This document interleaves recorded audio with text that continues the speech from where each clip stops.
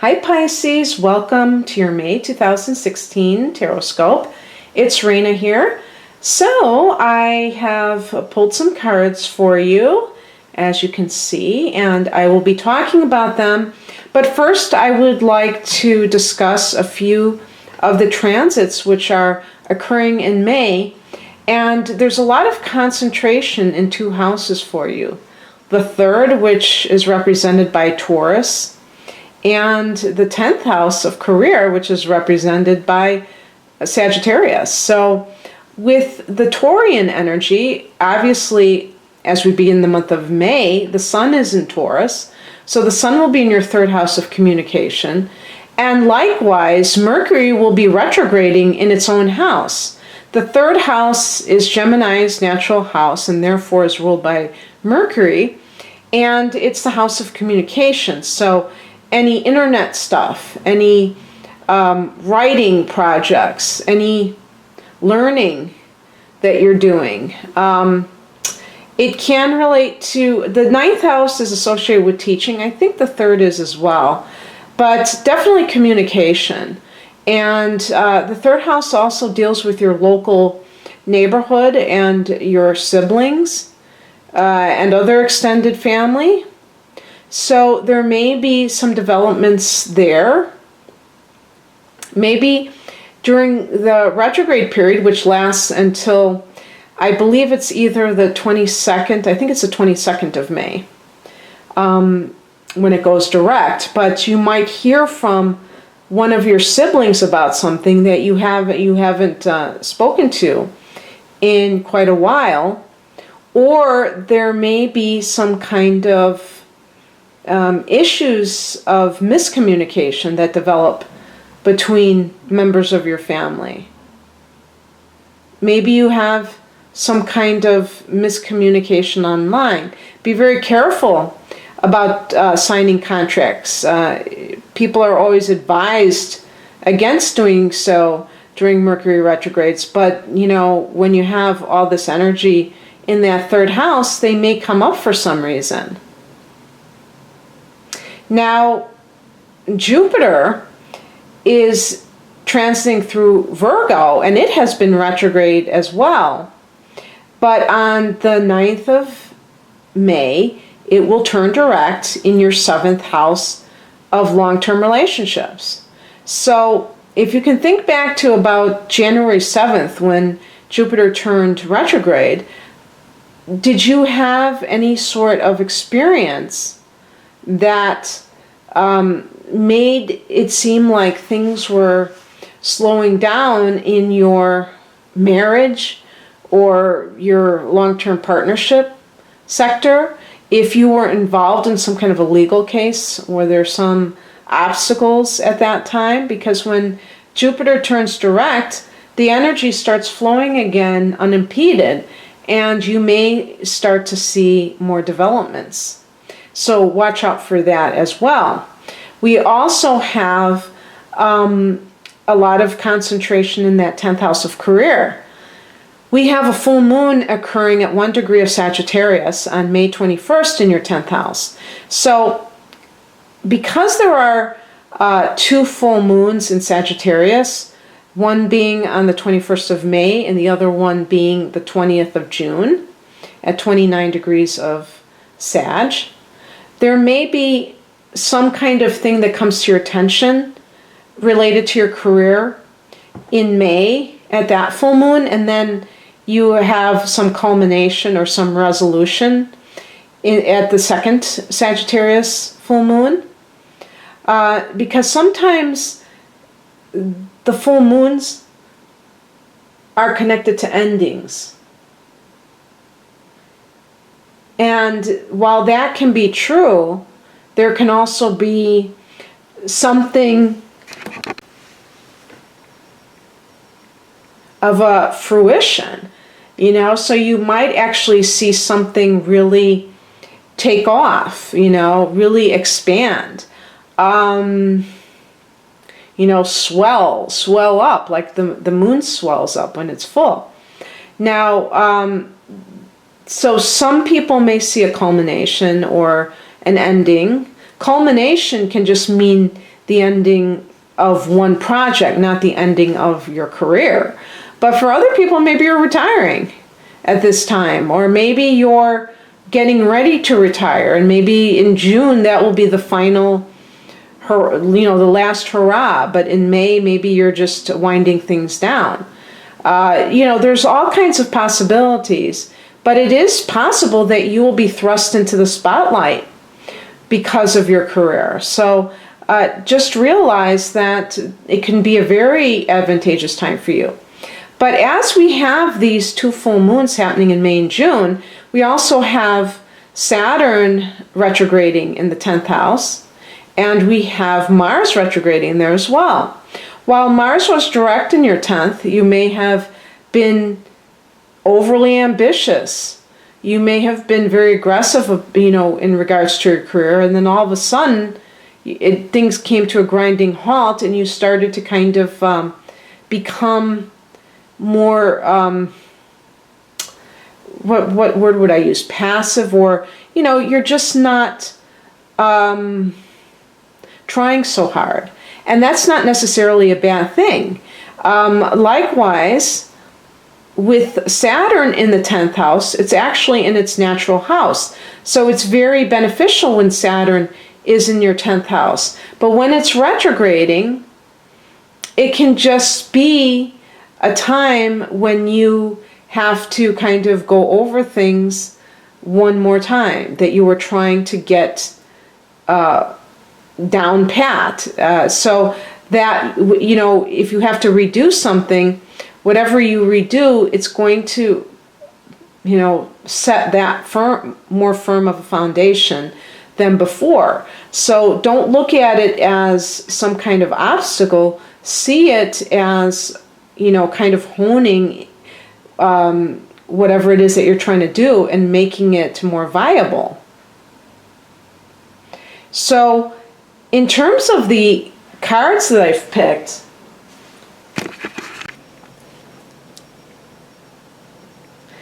I have separated the cards into 3 time periods. The first 10 days or so, or maybe 9 days until Jupiter goes direct, the middle period, and then the last 10 days. And as you notice, some of these cards are in reverse, and I do read reversed cards. Sometimes reversed cards are more positive than their upright meanings. So I feel like to just assume that it's bad to have a reverse card is not accurate. And I did look at the bottom of the deck when I picked the first 2 cards as reversed to see if I was holding the deck upside down. And no, the card was upright, so I continued dealing, and I got another reverse card from the top. And so I kept, I shuffled, and I got another reverse card, and I looked at the bottom of the deck, and then, I got like another reverse card here. So you can see that, synchronicity, I feel, really exists. And some cards are destined to come out the way they come out. So I feel like you can't ignore one definition for the other. And reversed energy really is the potential of whatever those positive cards are when they are upright. It's just that there's a blockage, but it can be, dealt with, and especially if you're watching this in advance, you might be able to head it off at the pass too. So for the first period, I have the King of Pentacles in reverse as the kind of the energy of that first 10 days or so. So the King of Pentacles, this could be somebody, if you're in the workplace, you might have a boss who's really acting like a jerk. And, really kind of, this might be somebody who is being greedy, being very vulgar in his behavior. Obviously, since this is not specified for one topic or another, and this is not just a love reading, but in a love reading, it could be a man specifically. I like to assign gender sometimes to make it more accurate. It could be an earth sign male who is very vulgar and somebody that you're dealing with. Maybe it's your spouse, But in any case, it's somebody who is not expressing the kind of tendencies of the King of Pentacles upright, which is kind of a person who is very sound in financial judgment. The King of Pentacles can even indicate somebody who works for a financial institution. But in the reverse position, this person is very greedy. This person is underhanded. So if it's a boss that cuts corners, that does things that are dishonest. And somehow you're affected by this. And the advice is the Eight of Swords in reverse. And here is an example of somebody, of a card that is more positive in the reverse position. In the upright position, it's somebody who's in bondage, who's oppressed for some reason. But the oppression is usually self-imposed, self-inflicted. In the reverse position, you have let yourself free. So maybe you quit a job where somebody is behaving, your boss is behaving in a very boorish manner, or is very greedy, doesn't want to pay you what you're worth. It could be in a relationship, but whatever it is, you free yourself from that. And so there's a sense of liberation. And then the outcome is the Two of Wands in reverse. So the Two of Wands upright is somebody who is trying to, decide whether or not to go somewhere or to stay where they are.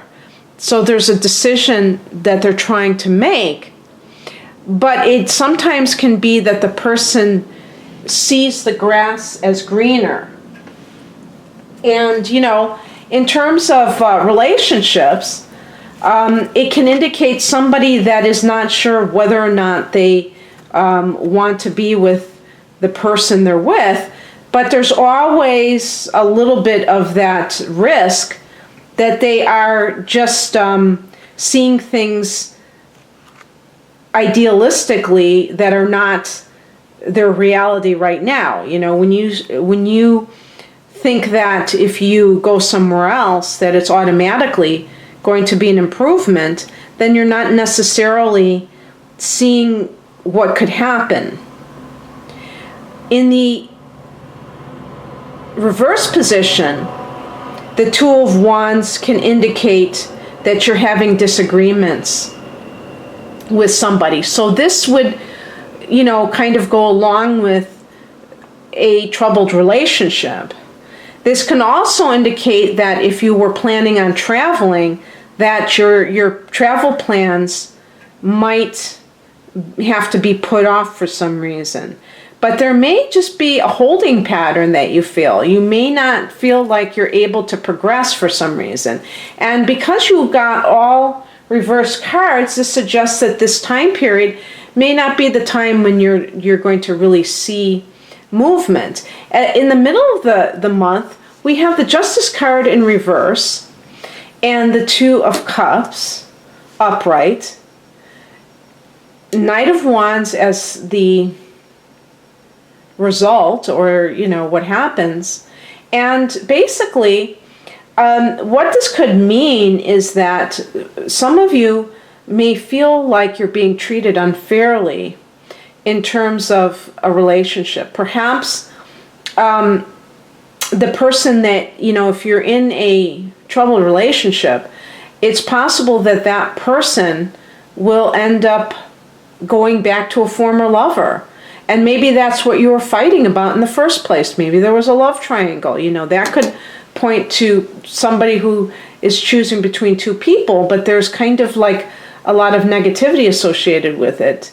Or maybe neither one of those parties is really, good for that person. So it's not something that is a viable choice. But you may be feeling like you got the short end of the stick, and that person is reuniting with the person that they, formerly were with. But this card, as an advice card, could be suggesting that you have forgiveness, even if that person has gone back to somebody else, or if you decide, it could also be that you decide to go back to a former lover. I do want to say that the overall energy is the Eight of Cups in reverse. So this could be you having trouble moving on from some situation, whether it be work-related or relationship-related. Maybe you're holding on to something that's no longer worthy of you because you don't want to face the unknown. Your known pain is, more comforting than the thought that you might have to go it alone for a while. The end result of this is the Knight of Wands. Now, this could be, if there is another person involved with you, that could be a fire sign person, but this person may be a little bit too much to handle. Knights tend to bring chaos with them. And the wands, it's like a double fire energy. So it can be very, very hard to contain, but it can be extremely exciting. It could be an affair that you have. Maybe you decide, based upon a negative experience that you're having with your current partner, to have an affair. And maybe it doesn't really have any kind of potential, ultimately. But that's not the point. The point is that it's distracting you from a situation that is likely over with, but you haven't been able to fully put behind you yet, as evidenced by this card. So far, I've been seeing a lot of kind of emotions kind of coming to the surface. We have Cups, which is the water signs, and we have the passion of the wands.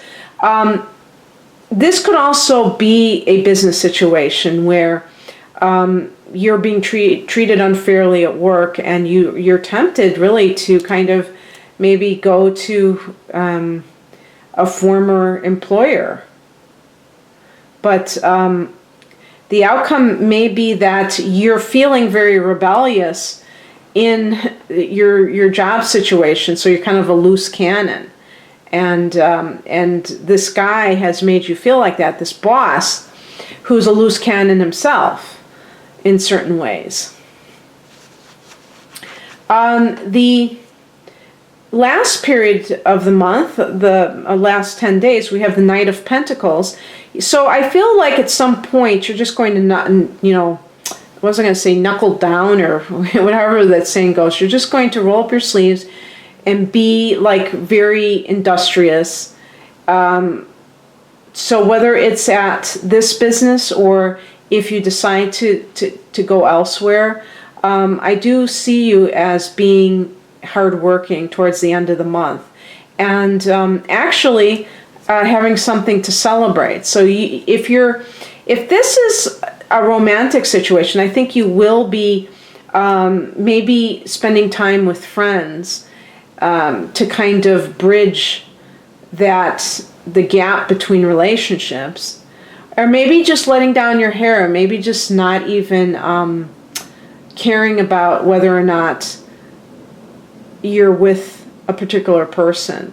Maybe you just kind of washed your hands of a relationship, especially if it's a long-term relationship, like a long-term marriage, which the first row may represent. Even this Justice card might have something to do with a divorce proceeding that is kind of going against your favor, and you may feel like you're not being treated fairly in this proceeding. But you still are being asked to forgive, because when you don't forgive, then it creates more blockages, and that creates a negative attraction, and you're trying to kind of break your ties to that person. But in this week now, this could relate to some earth sign person that comes in.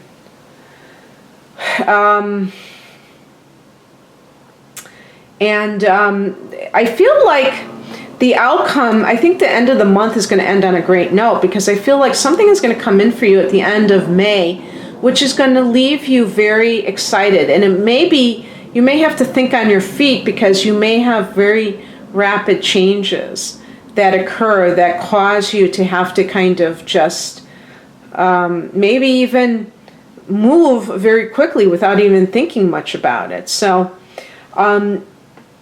perhaps it's connected to why you're celebrating. Maybe you do find out, maybe this is this Knight of Pentacles kind of shows that you have gotten either a promotion or a different job that gives you much more responsibility or earning potential, because the Knight of Pentacles is very driven to earning a good living so that they can have a firm foundation for their future. And this is a card of celebration. So I feel like something comes in for you, and it maybe breaks that pattern earlier in the month where you may feel inertia or some obstacles holding you back from whatever it is that you're trying to do. So in any case, I'm also going to pull for you a Law of Attraction card. And this is from the Abraham Hicks organization. And you may have heard of Abraham Hicks. The Law of Attraction, The Secret is based on it. And so, okay, let me pick this one. I love the artwork. Okay, wonderful. Look at this one, if you can see it. I am a magnet attracting unto myself. Without exception, what you give thought to, wanted or unwanted, you begin to invite into your experience. See yourself as a magnet attracting unto you the essence of whatever you are thinking and feeling. For example, if you feel poor, you cannot attract prosperity. It defies the law. And, you know, Pisces, I'm going to put this right here. You are a sign that, you know, being a water sign, but just being a Pisces ruled by Neptune, you have very strong psychic ability and visualizing ability. And so if you want to, you can really attract to you some great things. But sometimes Pisces has a tendency towards negativity, because the shadow side of Pisces is martyrdom and thinking that life is happening to you. And when that occurs, you might just go along for the ride and not feel that you have the ability to steer your ship. So it's very important who you allow into your life, because you're easily influenced by other people. And being a natural empath, you tend to kind of take on the emotions of other people. So it's important to surround yourself with positive people. But also just everything that you come in contact with, the type of entertainment that you like to indulge in. Just the things that you choose to do. The more you realize that you are choosing and that you have a choice, the more that you'll be able to feel empowered, you know, within your own reality. And that's, you know, important for success, not only in your profession, but in your personal relationships. So Pisces, I hope you enjoyed this. If you would like a personal reading, please click on the link below. Otherwise, have a terrific May. Bye.